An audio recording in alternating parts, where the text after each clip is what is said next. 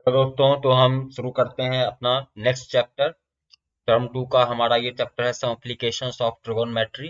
हालांकि ट्रिगोनोमेट्री का जो बेसिक ट्रिगोनोमेट्री है, ठीक है, जिसमें आपने फॉर्मूले वगैरह पढ़े थे, वो टर्म वन में आपको पढ़ना था। तो वो मैं अभी पढ़ाऊंगा तो नहीं, बट एक छोटा सा हम रिकैप देख लेते हैं, ठीक है। क्योंकि जो हमने टर्म वन में पढ़ा था ट्रिगोनोमेट्री, ठीक है, इंट्रोडक्शन ऑफ ट्रिगोनोमेट्री, उसी के फॉर्मूलेज का एप्लीकेशंस है यहाँ पे, उसी को कैसे यूज करना है वो हम इस चैप्टर में सीखेंगे। वर्ड प्रॉब्लम्स में कैसे यूज करना है। बाकी तो सब कुछ कुछ में कुछ नया इस चैप्टर में, कुछ नए फॉर्मूलेज या कुछ ऐसा नहीं पढ़ना है। पढ़ना तो फॉर्मूले और कंसेप्ट हो आपके ट्रिगोनोमेट्री वाले ही यूज होंगे, जो आपने इंट्रोडक्शन टू ट्रिगोनोमेट्री चैप्टर 8 में पढ़ा था, लास्ट चैप्टर में। तो चलिए एक बार रिकैप कर लेते हैं, चूंकि मैं उसको पूरा अभी नहीं पढ़ा रहा हूँ, तो मैं एक बार आपको फॉर्मूले बताता हूँ, क्या क्या फॉर्मूले आपने पढ़े थे, ठीक है। तो हमने ट्रिगोनोमेट्री वाले चैप्टर में क्या पढ़ा था कि मान लो हमारा ये कोई राइट एंगल ट्रायंगल है ABC, ठीक है। ये मान लो A है, राइट एंगल एट B, ये B पे राइट एंगल बना रहा है, और ये एंगल कोई C है।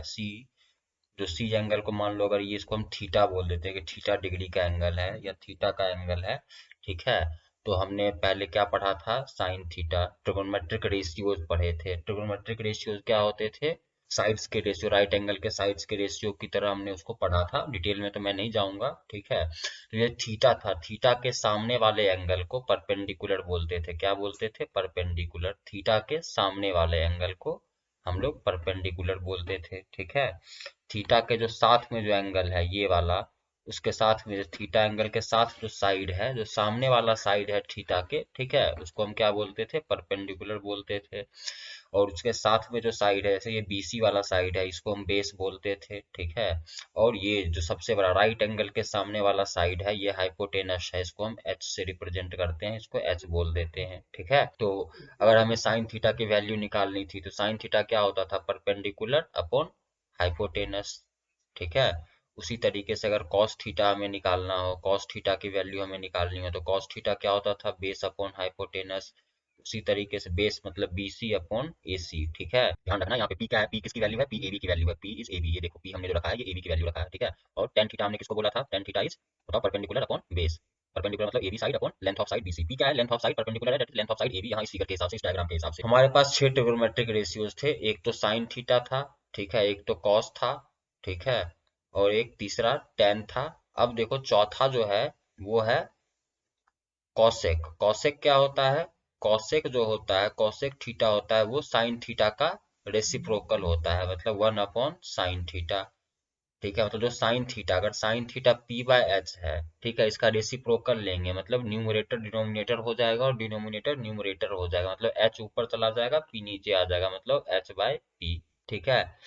पासमा अगर देखें, पासमा क्या होता था, सेक थीटा। सेक थीटा किसका रेसिप्रोकल होता है, सेक थीटा कॉस थीटा का रेसिप्रोकल होता है, ठीक है। ये ध्यान रखना है, कॉस थीटा का रेसिप्रोकल कॉसेक नहीं होता है, साइन का रेसिप्रोकल कॉसेक होता है, ठीक है। तो सेक थीटा कॉस थीटा का रेसिप्रोकल होगा, मतलब 1 upon cos theta, that is cos theta is B/H, base बटा हाइपोटेनस, तो इसका रेसिप्रोकल H/B, मतलब हाइपोटेनस बटा बेस, ठीक है। टेन थीटा, छठा tan theta, tan theta sorry tan theta नहीं, टेन थीटा तो आ चुका है, छठा होगा कॉट थीटा, ठीक है।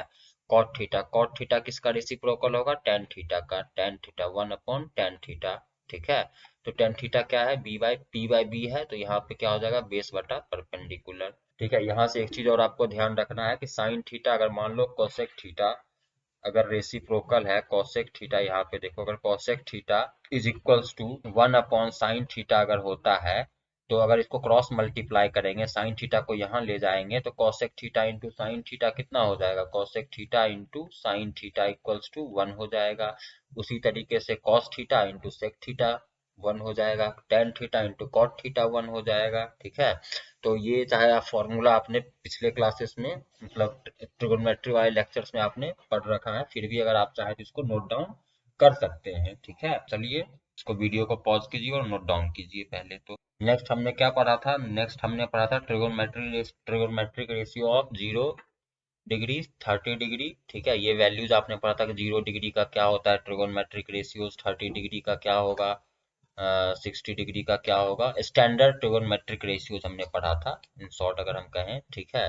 तो मान लो ये 0 डिग्री हम लिखें, ये इसको याद रखने का मैं एक आसान सा तरीका बताता हूँ। ये 30 डिग्री, ये 45 डिग्री और ये 60 डिग्री। मान लो यहाँ पे साइन की वैल्यू निकालनी है, मतलब साइन 0 डिग्री। तो साइन की वैल्यू निकालने के लिए क्या करो, 0, 1, 2, 3 और ये यहाँ पे 90 डिग्री भी हमने पढ़ा था स्टैंडर्ड रेशियो, ठीक है। 1, 2, 3, 4 सबको 4 से डिवाइड कर दो, 0, 1, 2, 3, 4 लिख लो और सबको 4 से डिवाइड कर दो और फिर सबके ऊपर क्या कर दो, रूट लगा दो, ठीक है। अब इस सब के ऊपर रूट लगा दिया तो ये जो वैल्यूज आएगी आखिरी में, यही हमारा क्या है, इसके साइन के डिफरेंट एंगल्स के वैल्यूज हैं। मतलब साइन 0 डिग्री, 0/4 इज 0, 0 का रूट क्या हो जाएगा, 0, मतलब साइन थीटा इज 0, ठीक है। साइन 0 इज 0, साइन 30 डिग्री 1/4, 4 का रूट क्या होगा, 1/2, रूट अंडर 2/4 मतलब 1/√2, ठीक है। ये सॉल्व करने आता होगा, ये हो जाएगा √3/2 और ये हो जाएगा 90 डिग्री 1, ठीक है। जब कॉस की वैल्यू निकालनी हो तो उल्टा कर दो इसको, जो साइन में आपने लिखा है ना इसी को, मतलब कॉस में लिखना हो तो आप 4 से लेकर के 0 तक जाओ, 4, 3, 2, 1, 0 सबको 4 से डिवाइड कर दो, ठीक है। सबको 4 से डिवाइड कर दिया और सबके ऊपर क्या करेंगे, रूट लगा देंगे। सबके ऊपर चलो रूट लगा दिया, तो अब जो हमारी फाइनल वैल्यू आएगी वो डिफरेंट कॉस की वैल्यूज होगी। मतलब अगर हमें कॉस की वैल्यू अब चाहिए तो कॉस 0 डिग्री क्या होगा, 4/4 इज 1, 1 का √1। कॉस 30 डिग्री इज √3/2, ठीक है। इसकी वैल्यू 1/√2 और 60 डिग्री 1/2 और ये 0, ठीक है। अब अगर tan की वैल्यू निकालनी हो तो tan थीटा क्या होता था, याद करो। tan थीटा हमने क्या पढ़ा था, tan theta equals to sine theta upon cos theta. ये ध्यान रखना है, क्यों, क्योंकि देखो tan theta is perpendicular upon base, ठीक है। अब परपेंडिकुलर, अब दोनों ऊपर और नीचे को h से डिवाइड करने से कोई इक्वेशन में फर्क नहीं पड़ेगा, ठीक है।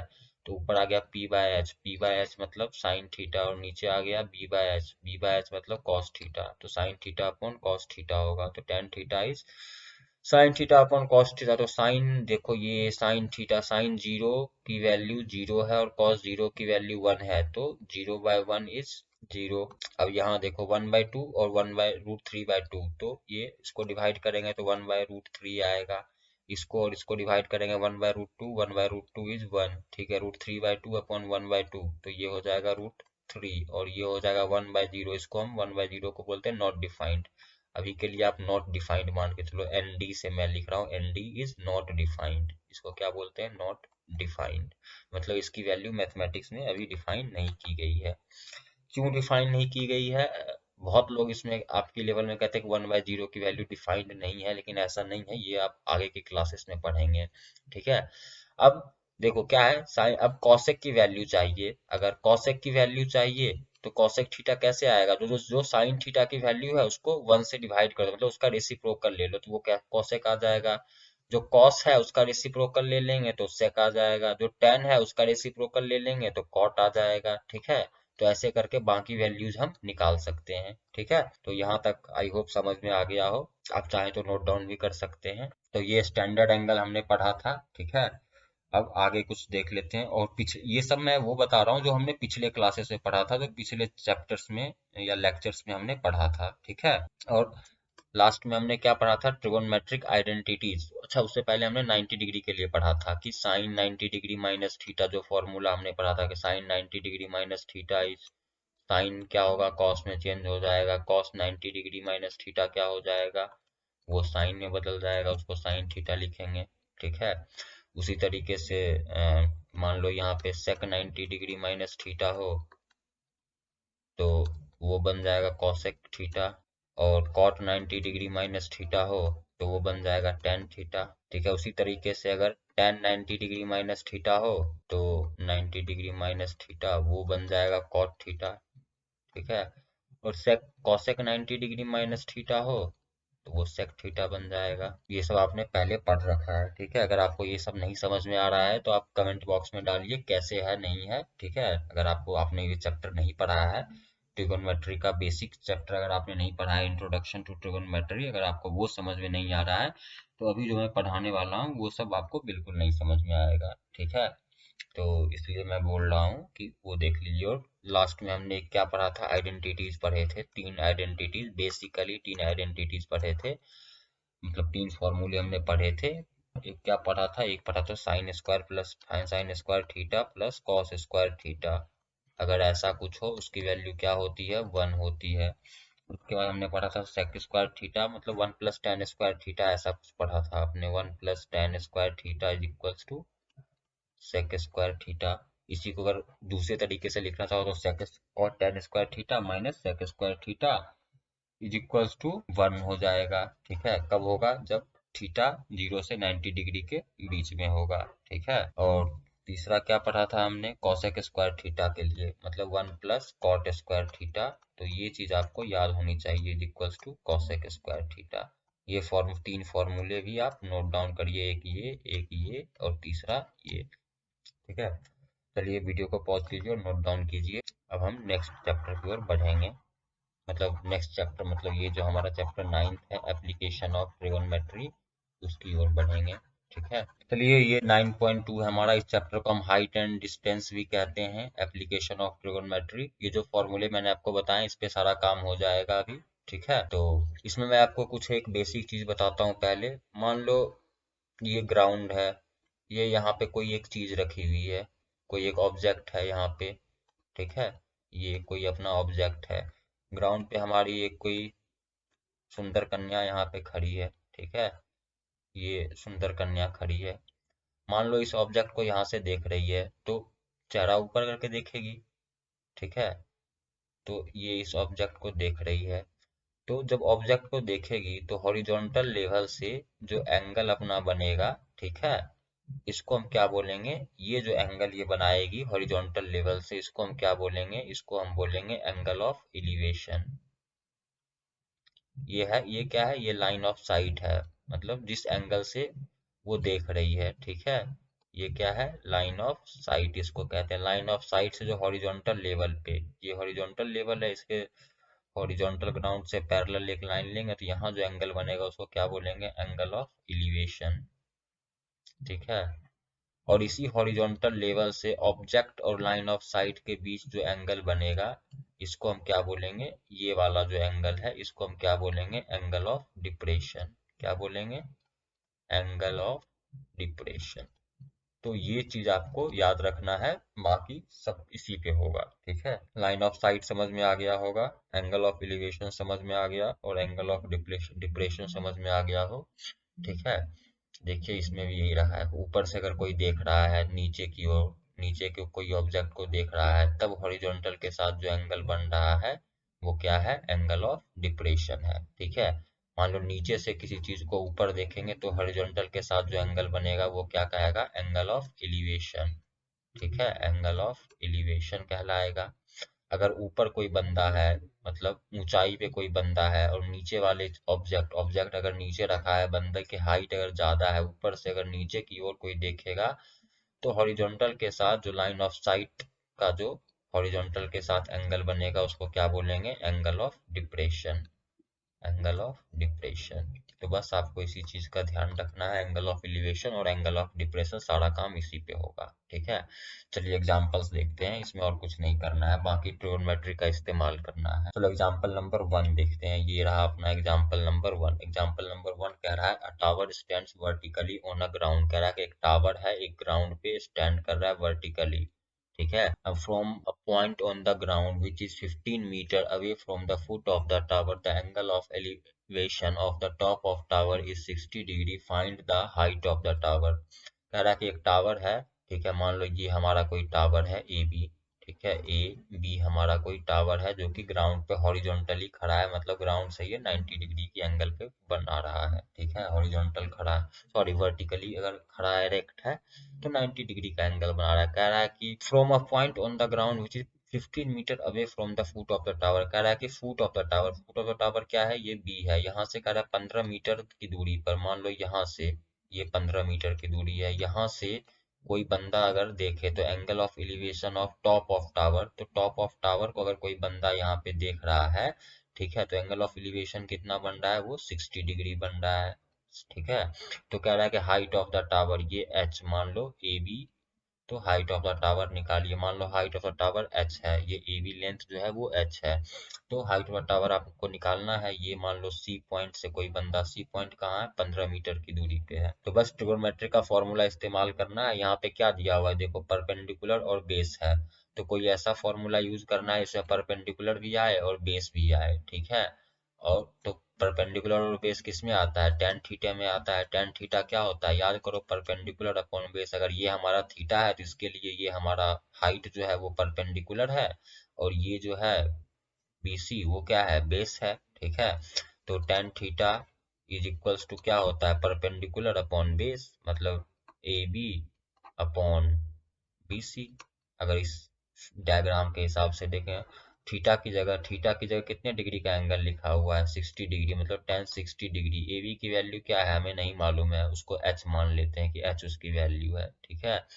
BC की वैल्यू कितनी है, 15 है, ठीक है। और टेन 60 डिग्री, टेन 60 डिग्री क्या होता है, वो जो मैंने आपको बताया है, टेन 60 डिग्री की वैल्यू √3 होती है। ये सब आपको एकदम याद होना चाहिए, आप बिल्कुल रट्टा मार लो टेन की वैल्यू। नहीं अगर याद हो रहा है तो वो वाला ट्रिक सीख लो जो मैं थोड़ी देर पहले ही बताया है। वीडियो को रिवाइंड करो, वापस जा करके देखो टेन 60 डिग्री की वैल्यू क्या होती है, ठीक है। तो टेन 60 डिग्री इज √3, ठीक है, h अपॉन 15। तो h की वैल्यू क्या हो जाएगी, 15 √3। बस यही अपना आंसर है, h is equal to height of the tower is 15 √3, ठीक है। ये देखो height of the tower is 15 √3, बस यही करना है, आसान सा है। चलो नेक्स्ट देखते हैं। नेक्स्ट क्या कह रहा है, an electrician has to repair an electric fault on the pole of height 5 metre. कह रहा है एक पोल है, ठीक है, मान लो ये एक पोल है, इसकी हाइट कितनी है, हाइट इस बार दे रखा है, मान लो ये ए और ये ग्राउंड लेवल पे ये कोई भी एक पोल है जो कि इसकी हाइट कितनी है, 5 मीटर है, ठीक है। एक इलेक्ट्रिशियन को उस पे चढ़ के रिपेयर करना है, height of the pole is 5 metre, ठीक है। She needs to reach a point 1.3 metre above, sorry 1.3 metre below the top of the pole to undertake the repair work, ठीक है। कह रहा है कि उसको रिपेयर करने के लिए जो टावर पे चढ़ना है वो कहाँ चढ़ना है, वन टॉप से 1.3 मीटर नीचे, मतलब यहाँ मान लो, यहाँ से टॉप से 1.3 मीटर नीचे, मतलब यहाँ से ये C मान लो, ये C जो पॉइंट है इसका लेंथ कितना है, 1.3 मीटर, ठीक है। AC का लेंथ कितना होगा, 1.3 मीटर। यहाँ पे इसको चढ़ना है एक इलेक्ट्रिशियन को, ठीक है।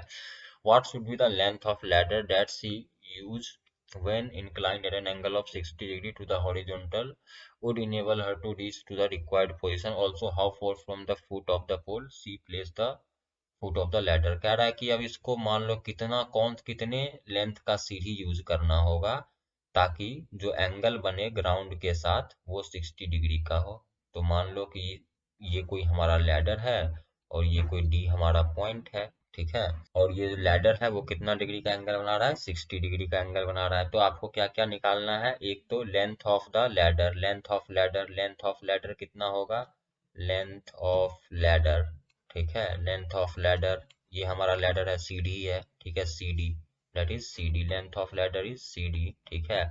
और दूसरा क्या निकालना है, how far from the foot of the pole should she place the foot of the ladder, मतलब लैडर का जो फुट है ये D है, ये पोल से कितनी दूरी पे है, पोल के फुट से, मतलब BD निकालना है, ठीक है।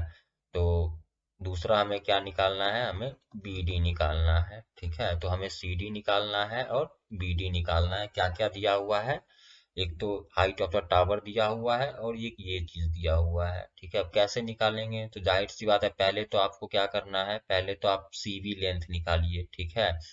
तो देखो AB की लेंथ कितनी दी हुई है, AB इज 5 मीटर, ठीक है। AC इज 1.3 मीटर, तो CV क्या होगा, CV कह लो, CV लेंथ क्या होगा, ये AC पूरे में से अगर ये जो सॉरी AB पूरे में से अगर AC घटा देंगे, मतलब AB माइनस AC होगा, मतलब 5 माइनस 1.3 मीटर होगा, ठीक है। तो 5 में से अगर 1.3 घटेगा तो बताइए कितना होगा, ये हो जाएगा 3.7 मीटर, ठीक है। देखो यहाँ पे एक चीज और दिया है, √3 को आप 1.732 कैलकुलेशन के लिए आप ले सकते हो, दिया हो तो कैलकुलेट कर लिया करो, अगर नहीं दिया हो रूट की वैल्यू तो कैलकुलेट करने की इतनी कोई खास जरूरत है नहीं, ठीक है। अब देखो फिर से अब क्या निकालना है, अब तो आपको निकालना है पहला वाला ये निकालना है, मान लो कि BD निकालना है और CD निकालना है, ठीक है। तो CD निकालने के लिए आप कौन सा फॉर्मूला, इसमें हमारा परपेंडिकुलर भी आ जाए और हाइपोटेनस आ जाए। हमें निकालना क्या, हमें पहले तो निकालना length of the ladder, length of ladder निकालने के लिए कौन सा ऐसा फॉर्मूला लगाएंगे, अगर ये हमारा थीटा है 60 वाला, तो ये अगर थीटा ये है तो इसको हम क्या मानेंगे, परपेंडिकुलर मानेंगे, और इसको क्या मानेंगे, ये हमारा हाइपोटेनस है। तो लगाओ साइन 60 डिग्री की वैल्यू क्या होगी, परपेंडिकुलर मतलब बीसी, परपेंडिकुलर की जगह बीसी, हाइपोटेनस सीडी है। साइन 60 डिग्री कितनी वैल्यू होती है, तो साइन 60 डिग्री की वैल्यू निकालने के लिए अगर आपको याद हो तो बहुत बढ़िया, नहीं याद है तो क्या करेंगे, 0, 30, 45, 60, 0, 1, 2, 3 अपॉन 4, सबको 4 से डिवाइड करना है, डिवाइडेड बाय, और उसमें क्या करना है, रूट निकालना है। साइन की वैल्यू निकालने के लिए सब में क्या करना है, 4 से डिवाइड करना है और रूट लेना है। ये मैंने आपको बता रखा है डिटेल में। तो साइन 60 की वैल्यू क्या हो जाएगी, √3/2, ठीक है। √3 की वैल्यू कितनी लेनी है, ऊपर इसमें क्वेश्चन में दिया हुआ 1.73, ठीक है। तो साइन 60 डिग्री को आप √3/2 लिख लो, ठीक है। और बीसी की वैल्यू आपको पता है, बीसी की वैल्यू हमने ये निकाल रखा है, तो यहाँ पे इसमें बीसी की वैल्यू डाल दो 3.7, और 3.7, और सीडी की वैल्यू हमें नहीं मालूम है, क्रॉस मल्टीप्लाई कर लो, सीडी को इस तरफ ले जाओ, तो CD is equals to 3.7 into 2 upon √3। तो बस सीडी, इसको √3 को 1.732 मान लो, और इसको सॉल्व कर लो, इसको सॉल्व कर लेना, आंसर आ जाएगा, ठीक है। चलो नेक्स्ट करते हैं। अच्छा हाँ, इसमें अब आपको, ये तो हमारा CD क्या आ गया, CD is length of the ladder, ठीक है, ये लेंथ ऑफ द लैडर आ गया। अब इस लैडर का फुट टावर के फुट से कितनी दूरी पे है, तो हमें इसके लिए क्या करना है, BD निकालना है। BD के लिए क्या करेंगे, कोई भी एक वैल्यू ले लो, मान लो ये वाला है, कितना है, 3.7 है, तो परपेंडिकुलर आना चाहिए और एक बेस आना चाहिए, तो tan theta is equals to BD निकालने के लिए क्या करेंगे, BD निकालने के लिए, BD को निकालने के लिए tan 60 degree is equals to क्या करेंगे, tan 60 डिग्री की वैल्यू क्या होगा, परपेंडिकुलर BC अपॉन BD, ठीक है। तो BC की वैल्यू क्या हो जाएगी, BC की वैल्यू हमें मालूम है 3.7, और BD की वैल्यू नहीं मालूम है। tan 60 कितना होता है, √3 होता है, तो √3 is equals to 3.7 upon BD, cross multiply करोगे तो BD इक्वल्स टू 3.7 अपॉन √3, √3 की वैल्यू 1.73 लेके सॉल्व कर लो, ठीक है। चलो नेक्स्ट देखते हैं, एग्जाम्पल नंबर 3। एग्जाम्पल नंबर 3 क्या कह रहा है कि एक ऑब्जर्वर है जो कि 1.5 metre tall is 28.5 metre away from a chimney. कह रहा है कि एक बंदा है जिसकी हाइट है 1.5 मीटर, ठीक है। ये कहाँ है, एक चिमनी खड़ा है, ये मान लो ये एक चिमनी है अपना, इससे कितनी दूरी पे है, इससे 28.5, मान लो ये चिमनी है बड़ा वाला, ये छोटा वाला बच्चा है अपना, ठीक है। तो ये 28.5 मीटर पे खड़ा है और खुद 1.5 मीटर टॉल है। The angle of elevation of top of chimney from her eyes, अच्छा ये बंदा नहीं है, ये बंदी है, ठीक है, ये ध्यान रखना है, हर आइज लिखा हुआ है। तो ये लड़की टॉप ऑफ टावर को देख रही है, ये सुंदर कन्या, और एंगल ऑफ एलिवेशन जो है वो बन रहा है 45 degree. What is the height of the chimney, तो चिमनी की हाइट निकालनी है, बहुत आसान है। देखो ये जो अपनी सुंदर कन्या खड़ी है, इसका एंगल ऑफ एलिवेशन कैसे निकालेंगे, तो इसका एंगल ऑफ एलिवेशन क्या होगा, जो हॉरिजॉन्टल से, मान लो ये यहाँ से आंख से दिख रही है, ऊपर दिख रही है, ऊपर की ओर, ठीक है, ये रहा। तो जो हॉरिजॉन्टल से एंगल ऑफ एलिवेशन, ये वाला एंगल ऑफ एलिवेशन है, ये कितना बनेगा, 45 डिग्री बन रहा है, ठीक है। अब इसमें थोड़ा नेमिंग कर देते हैं, मान लो ये AB टावर है, ये सुंदर कन्या, ये इसको CD मान लेते हैं, और ये जिस पॉइंट पे हमारा हॉरिजॉन्टल है ये E है, ठीक है। अब हमें क्या निकालना है, what is the height of the chimney, height of the chimney मतलब ये जो है पूरा यहाँ से यहाँ तक का, ये height of the chimney H है। मतलब हाइट ऑफ द चिमनी कितना है, हाइट ऑफ चिमनी हमें निकालना है, और ये AB है, ठीक है, AB। तो सबसे पहले अगर ये देखो 28.5 है, ये इसके पैरेलल है, तो ये लेंथ जो होगा यहाँ वाला, ठीक है, ये भी कितना हो जाएगा, ये ये वाला जो लेंथ होगा ये भी 28.5 हो जाएगा, ठीक है। ये यहाँ से यहाँ तक का जो लेंथ होगा ये 1.5 हो जाएगा, मतलब EB। अब पहले AE निकाल लेते हैं। अगर हमें AE आ जाएगा तो AE प्लस EV करके हम height of the chimney AB निकाल लेंगे। ठीक है, height of the chimney AB है और AB क्या होगा, AB is AE plus EV। तो EV की वैल्यू हमें मालूम है। ठीक है, तो बस इसमें लगाओ ट्रिगोनोमेट्रिक रेशियोज। ये क्या है, ये बेस है और ये क्या है, ये परपेंडिकुलर है। अगर ये एंगल 45 डिग्री है, इसके सामने वाला परपेंडिकुलर और बेस, मतलब इसमें ऐसा कोई फॉर्मूला लगेगा इसमें परपेंडिकुलर आए और बेस आए, मतलब tan 45 tan वाला फॉर्मूला लगेगा, मतलब tan 45 डिग्री इज परपेंडिकुलर, मतलब AE अपॉन बेस। बेस क्या है इसके लिए, ये मान लो ABC, ये क्या है हमने D मान रखा है, तो ये है हमारा DE। ठीक है, AE अपॉन DE। tan 45 कितना होता है बताओ, tan 45 की वैल्यू 1 होती है, याद होना चाहिए आपको। AE की वैल्यू हमें मालूम नहीं है, तो बस AE यहाँ रह गया। DE की वैल्यू 28.5 है, 28.5। तो AE की वैल्यू क्रॉस मल्टीप्लाई करेंगे तो 28.5, जो भी यूनिट है वो लगा लो, मीटर। अब हाइट ऑफ द टावर, जो हाइट है वो क्या है, हाइट है AB और AB क्या है, AE plus EV। AE plus EV है। AE की वैल्यू कितनी है, 28.5 है और EV की वैल्यू कितनी है, 1.5 है। दोनों को ऐड कर दो तो ये 30 हो जाएगा। ठीक है, मतलब height of the tower is 30 metre. ये रहा 30 metre, sorry height of the chimney है तो 30 मीटर। चलो नेक्स्ट देखते हैं।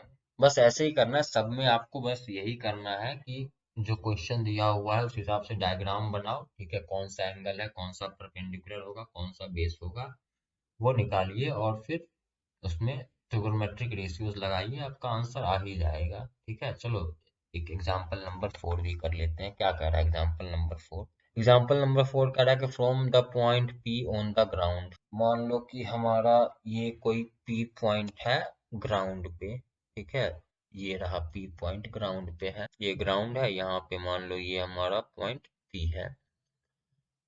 The angle of from a point P on the ground, the angle of elevation of the top of a 10 metre tall building is 30 degree. कह रहा है कोई एक बिल्डिंग बना हुआ है जो कि 10 मीटर टॉल है, तो बिल्डिंग तो ऑब्वियसली हॉरिजॉन्टल खड़ा होगा। ये 10 मीटर टॉल बिल्डिंग है।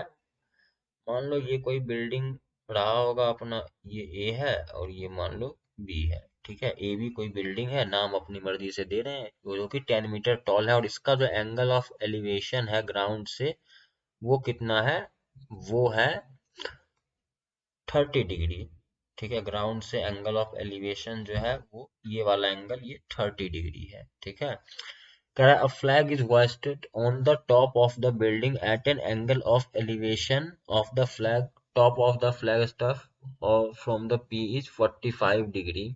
अब कह रहा है कि कोई एक फ्लैग है जो कि इस बिल्डिंग के ऊपर है। मान लो ये हमारा कोई फ्लैग यहाँ लहरा रहा है इस बिल्डिंग के ऊपर। ठीक है, कह रहा है कि इसका जो एंगल ऑफ एलिवेशन है वो 45 डिग्री है, तो ग्राउंड से, तो ये पी सेम पॉइंट से इस फ्लैग का जो एंगल ऑफ एलिवेशन है, ये यहाँ से यहाँ तक का जो एंगल है ये कितना है, 45 डिग्री है। ठीक है, कह रहा है कि find the length of the flag stuff and the distance of the building from the point P। कह रहा है कि डिस्टेंस ऑफ द बिल्डिंग, ये मान लो यहाँ पे फ्लैग का ये टॉप जो पॉइंट है ये कोई C पॉइंट है। ठीक है, तो आपको क्या निकालना है, एक तो आपको निकालना है distance of building from point P that is PB। ठीक है, और दूसरा निकालना है, ये पहला निकालना है और दूसरा क्या निकालना है, length of the flag stuff. तो लेंथ ऑफ फ्लैग स्टफ कितना है, AC। ए बी तो बिल्डिंग है, बिल्डिंग के ऊपर फ्लैट है, मतलब ए फ्लैग है, मतलब AC निकालना है। ये क्या है, AC क्या है, लेंथ ऑफ फ्लैग है। और ये अपना क्या है, distance of building from point P, distance of building from point P।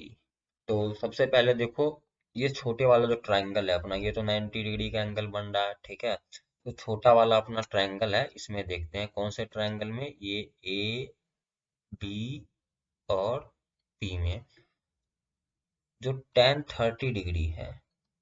ठीक है, ये जो 30 डिग्री वाला एंगल है छोटा वाला, इस एंगल के लिए, इस एंगल के लिए ये वाला अपना परपेंडिकुलर है AB, है ना, ये परपेंडिकुलर है और बेस क्या है PB। तो tan 30 डिग्री के लिए perpendicular A B upon base P B. ठीक है, टेन 30 डिग्री की वैल्यू कितनी होती है 1/√3। ए बी की वैल्यू 10 दी हुई है, मालूम है हमें। और पीवी की वैल्यू कितनी हो जाएगी, पीवी की वैल्यू मालूम नहीं भैया, तो बस पीवी को पीवी लिख दो, क्रॉस मल्टीप्लाई कर दो तो पीवी इक्वल्स टू 10√3 आ जाएगा। यही आंसर है। √3 को 1.732 ले लो या 1.73 ले लो, तो बस काम बन जाएगा अपना। अब दूसरे में हमें क्या करना है, दूसरा बड़ा वाला जो ट्रायंगल है उसमें देखो, ये in triangle C P B. ठीक है, सी पी बी में देखो 1045 डिग्री, 1045 डिग्री की वैल्यू क्या होगी इस वाले ट्रायंगल में। अब देखो ये बड़ा वाला ट्रायंगल, ये 45 डिग्री एंगल के लिए जो परपेंडिकुलर होगा वो सी बी पूरा होगा, मतलब परपेंडिकुलर अपॉन बेस, बेस तो वही है बीपी। ठीक है, बीपी की वैल्यू मतलब पीवी हम लोग निकाल चुके हैं, 1045 इज 1। सीवी की वैल्यू क्या होगी, सीवी की वैल्यू नहीं मालूम है, तो सीवी की वैल्यू नहीं मालूम रहने दो। और बीपी की वैल्यू, बीपी की वैल्यू यहाँ निकालें 10√3, 10√3। √3 को आप 1.732 लेके कैलकुलेट कर सकते हो, 1.732 ले लो या फिर 1.73, ये 1.732 लेने के लिए कह रहा है तो 1.732 ले लो। तो सीवी की वैल्यू क्या आ गई 10√3। ठीक है, अब हमें निकालना क्या है, हमें फ्लैग का निकालना है, मतलब एसी निकालना है। तो एसी क्या हो जाएगा, एसी जो है distance A B plus A C is B C. ठीक है, ये जो बी सी है सी बी किससे बना है, सी बी की वैल्यू अगर हम देखें तो C B is nothing but A C plus A B, मतलब फ्लैग का डिस्टेंस और is equals to C B. ठीक है, तो सी बी की वैल्यू 10√3 है, ए बी की वैल्यू 10 है, और ए सी की वैल्यू नहीं मालूम है, ए C is the flag stuff, तो ए सी इज 10√3 माइनस 10। ठीक है, अब इसको कैलकुलेट कर लो, इसको 1.732 ले लो, काम बन जाएगा। चलो कर लो यार, 10 × 1.732 माइनस 10, तो इसको करोगे तो 17.32 माइनस 10, मतलब 17 में से 10 जाएगा तो 7.32। ये फ्लैग का डिस्टेंस, फ्लैग की लेंथ 7.32 हो जाएगी। बस कुछ खास नहीं करना है। The shadow of a tower standing on a level ground is to be found 40 metre longer when the sun's altitude is 30 degree and when it is 60 degree. Find the height of the tower. कह रहा है कि एक अपना tower है, मान लो, चलो एक टावर पहले तो बना लेते हैं। ये मान लो कि ये अपना कोई टावर है। ठीक है, ये ए बी अपना कोई टावर है। कह रहा है the shadow of a tower standing on a level ground is found to be 40 metre longer when the sun's altitude is 30 degree. कह रहा है जब 30 डिग्री है सन का एल्टीट्यूड, मतलब जब नीचे से सन को देखा जा रहा है, मान लो यहाँ कहीं सन है, यहाँ से कोई धूप आ रहा होगा। ठीक है, तो जब 30 डिग्री का एंगल ऑफ एलिवेशन बन रहा है तो 40 मीटर बड़ा है शैडो ऑफ किससे, जब 60 डिग्री का एंगल ऑफ एलिवेशन बन रहा है, तो जब बड़ा है तो ये यहाँ पे 30 डिग्री का बनाएगा और ये 40 डिग्री का बनाएगा। मान लो अगर ये शैडो बन रहा है, यहाँ से सन का लाइट मान लो आ रहा है। ठीक है, तो ये 30 डिग्री के केस में यहाँ से यहाँ तक का शैडो बनेगा और 60 डिग्री के केस में ये बीसी शैडो बनेगा। तो बीसी अगर एक्स है तो ये एक्स से 40 लेंथ ज्यादा बड़ा है, मतलब ये जितना एक्स्ट्रा लेंथ है ये 40 प्लस एक्स का टोटल शैडो है। ठीक है, तो आपको क्या निकालना है, find the height of the tower, height of the tower A B निकालना है, मतलब ऑब्वियसली ए बी की वैल्यू आपको निकालनी है। ए बी निकालने के लिए हम क्या करेंगे, सबसे पहले देखो इसमें ना tan वाला काम होगा। ठीक है, तो पहले छोटे वाले ट्रायंगल में देखो ए सी बी में। ठीक है, सॉरी ये 60 डिग्री का एंगल ऑफ एलिवेशन बनना चाहिए, 60 डिग्री का। यहाँ देखो ये एक बार 30 बन रहा है, एक बार 60 बन रहा है। 30 बन रहा है तो शैडो 40 ज्यादा लंबा है। ठीक, तो tan 60, tan 60 की वैल्यू क्या होगी? tan 60 इस वाले एंगल में देखें, इसके लिए ये ए बी इज परपेंडिकुलर, ठीक है, A B upon base x. tan 60 is √3, मतलब ए बी अपॉन एक्स, मतलब ए बी इज √3x।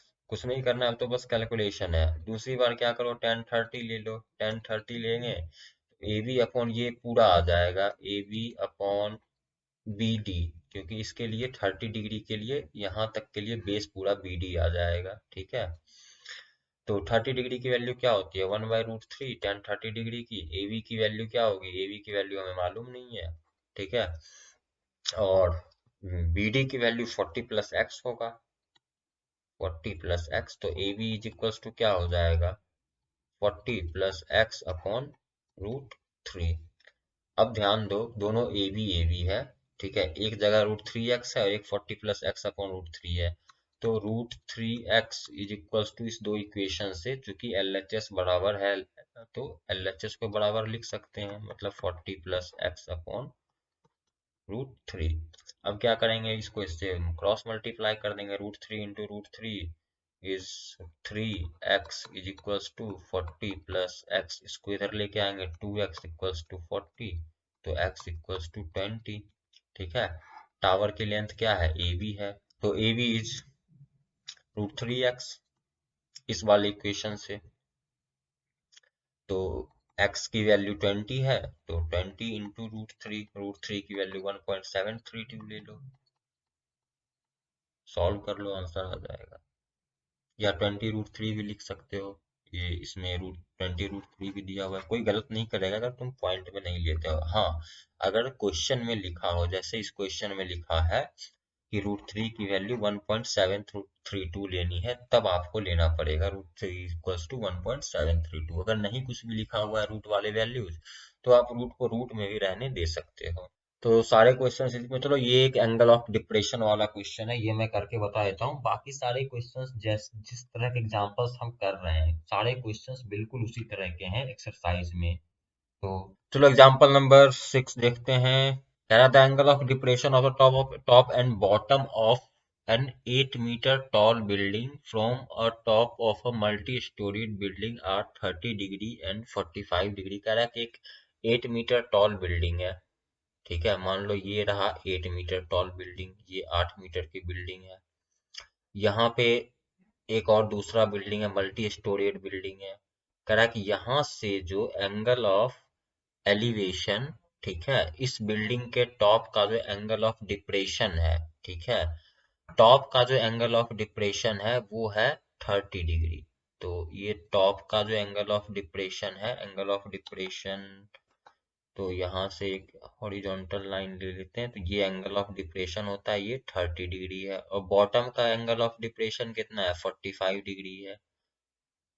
और ये बॉटम है, मान लो ये बॉटम का एंगल ऑफ डिप्रेशन, ये यहाँ से यहाँ तक का एंगल है, ये एंगल 45 डिग्री है। तो find the height of multi storeyed building and the distance between the two building. तो ये मान लो ये ए है, ये बी है, ये सी है, ये डी है, ये ई है। तो हाइट ऑफ द बिल्डिंग निकालना है, मतलब height of the multi storeyed building, मतलब ईसी, और इन दोनों बिल्डिंग के बीच का डिस्टेंस, मतलब बी से लेकर के सी का डिस्टेंस बीसी, ये दो चीज आपको निकालना है। ए बी की वैल्यू दी हुई है, छोटे वाले बिल्डिंग की हाइट 8 मीटर दी हुई है, ठीक है। तो अब कैसे निकलेगा? तो याद करो, आपने एक कंसेप्ट पढ़ा था पैरेलल लाइंस में। मान लो अगर ये कोई दो लाइन पैरेलल है और ये इसका ट्रांसवर्सल है, ठीक है, तो अल्टरनेट इंटीरियर एंगल्स जो होते हैं वो क्या होते हैं? बराबर होते हैं, ठीक है। तो इस कंसेप्ट से मान लो ये ए बी ए डी कोई लाइन है और ए ई, यहाँ पे ई एल, मान लो ये एल है, ये ई एल कोई लाइन है, ये दोनों पैरेलल हैं, ठीक है। तो क्या ये वाला जो एंगल है, ये एंगल और ये एंगल बराबर होगा ऑल्टरनेट इंटीरियर, है ना। ये अल्टरनेट इंटीरियर क्या होता है? मान लो ये कोई एंगल है, ठीक है, तो एक ये एंगल इस एंगल के बराबर होगा, ये वाला एंगल ये अंदर वाले एंगल के बराबर होगा, तो ये एंगल 30 डिग्री का होगा। उसी फॉर्मूले से अल्टरनेट इंटीरियर से। अगर ये वाला पूरा 45 डिग्री का है तो ये वाला भी क्या होगा, 45 डिग्री होगा। तो बस अब वही काम करना है, एक बार ईडी निकालो, ठीक है। पहले तो ये वाला निकाल लो, लेंथ बीसी। लेंथ बीसी कैसे निकलेगा, तो ट्राइंगल किस में देखना है, बी ई सी में देखो। ट्राइंगल बीईसी में tan 45 डिग्री, tan नहीं लगाएंगे। अच्छा देखो यहाँ पे क्या करेंगे ना, ये मान लो ये वाला लेंथ कितना है, ये वाला लेंथ भी 8 मीटर हो जाएगा, ठीक है। ये ईडी को मान लो x लेंथ है, ठीक है। और ये जो है ये 45 डिग्री है। यहाँ पे देखो tan 30 डिग्री, इसमें अगर देखें tan 30 डिग्री की वैल्यू तो ये कितनी आ जाएगी, E D upon A D, है ना, मतलब x अपॉन ये ए डी जो बीसी लेंथ है इसको y मान लो ताकि बार बार वो लेंथ लिखना ना पड़े, ठीक है। x अपॉन y आ जाएगी, ठीक है। तो tan 30 डिग्री कितना होता है, 1/√3 equals to x upon y, that is x, sorry y equals to √3x। एक इक्वेशन 1 इसको मान लेते हैं, ठीक है।